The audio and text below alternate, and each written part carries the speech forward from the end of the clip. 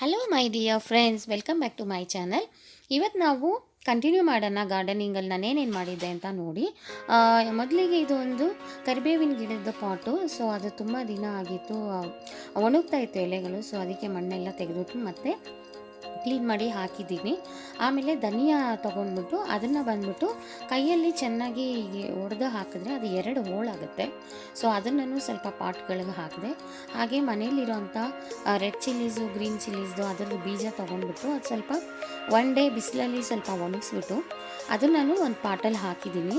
So ಇದೆಲ್ಲ finish ಆಗಿ ಇದೆಲ್ಲ ಒಂದೊಂದು ಪಾಟಲ್ಲಿ ಹಾಕಿದ್ಮೇಲೆ ಅದು ಸ್ವಲ್ಪ 10 ಡೇಸ್ ಆದಮೇಲೆ ಒಂದು ಬಂಚಾಗಿ ಬೆಳೆಯುತ್ತೆ. ಸೊ ಅದನ್ನು ಮತ್ತೆ ಒಂದೊಂದು ಗಿಡ ನಾನು ಒಂದು ಪಾಟಲ್ಲಿ 1-2 ಗಿಡ ಬಿಟ್ಟು ಮಿಕ್ಕಿದ್ನೆಲ್ಲ ತೆಗೆದು ಬೇರೆ ಬೇರೆ ಪಾಟ್ಗಳು ಹಾಕ್ಕೊಂಡು ಹೋದರೆ ಸೊ ವಿತಿನ್ 10-15 ಡೇಸು 3 ಮಂತ್ಸ್ ಇದು ಫುಲ್ಲು ಚಿಲ್ಲೀಸ್ ಅನ್ನೋದು 3 ಮಂತ್ಸಲ್ಲಿ ತುಂಬ ಚೆನ್ನಾಗಿ ಬರುತ್ತೆ. ಹಾಗೆ ಧನಿಯಾ ಹಾಕಿರ್ತೀವಲ್ಲ ಅದು ಬಂದ್ಬಿಟ್ಟು ಕೊತ್ತಂಬರಿ ಸೊಪ್ಪಾಗಿ ಬೆಳೆಯುತ್ತೆ.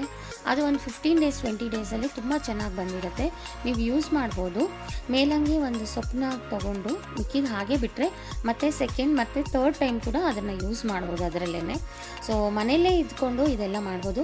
ಒಂದು ಕಿಚನಲ್ಲಿ ಒಂದು ಸೈಡಲ್ಲಿ ಇಟ್ಟು ಬೆಳೆಸಿದ್ರೂ ಇದು ಚೆನ್ನಾಗಿ ಬರುತ್ತೆ. ಸೊ ನಾನು ಮಾಡಿರೋದನ್ನು, ನನ್ನ ಅನುಭವವನ್ನು ನಾನು ಇಲ್ಲೇ ಅಪ್ಡೇಟ್ ಮಾಡಿದ್ದೀನಿ. ನೀವು ನೋಡ್ಬೋದು ವಿಡಿಯೋದಲ್ಲಿ. ಫುಲ್ ವಿಡಿಯೋ ನೋಡಿ. ಮತ್ತು 15 ಡೇಸ್ ಆದಮೇಲೆ ಎಲ್ಲ ಗಿಡ, ಹೂವಿನ ಗಿಡ ಇರ್ಬೋದು, ಎಲ್ಲನೂ ಅಷ್ಟೇ ಒಂದೊಳ್ಳೆ ಮಾನ್ಸೂನ್ ಟೈಮ್ ಮಳೆ ಎಲ್ಲ ಬಂದಿದ್ದರಿಂದ ಎಲ್ಲ ನಾನು ಕ್ಲೀನ್ ಮಾಡಿದ ಟೈಮ್ಗೂ ಮಳೆ ಬಂದಿದ್ದಕ್ಕೂ ತುಂಬ ಸೆಟ್ ಆಯಿತು ಆ ಗಿಡಗಳು ಬೆಳೆಯೋದಕ್ಕೆ, ಆ ವಾತಾವರಣಕ್ಕೆ. ಎಲ್ಲದರಲ್ಲೂ ಹೂವು ಎಲ್ಲ ಬಿಟ್ಟು ತುಂಬ ಚೆನ್ನಾಗಿದೆ ಮನೆ ಮುಂದೆ. ಸೊ ವಿಡಿಯೋ ನೋಡಿ ಲೈಕ್ ಆ್ಯಂಡ್ ಇಷ್ಟ ಆದರೆ ಸಬ್ಸ್ಕ್ರೈಬ್ ಮಾಡಿ ಮತ್ತು ಲೈಕ್ ಮಾಡಿ. ಕೊನೆವರೆಗೂ ಈ ವಿಡಿಯೋ ನೋಡಿ. ಫುಲ್ಲು ವಿಡಿಯೋದಲ್ಲಿ ಎಲ್ಲ ಡೀಟೇಲ್ಸು ಅಪ್ಡೇಟ್ ಮಾಡಿದ್ದೀನಿ.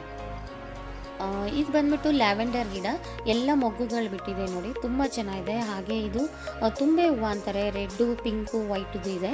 ಹಾಗೆ ದಾಸವಾಳ ಗಿಡಗಳು ಒಂದು 3-4 ಕಲರ್ಸು ನೋಡಿ. ಪೇಂಟಿಂಗ್ ಮಾಡಿರೋದ್ರಿಂದ ಅದೇ ಒಂದು ಲುಕ್ಕೇ ಚೇಂಜ್ ಆಯಿತು.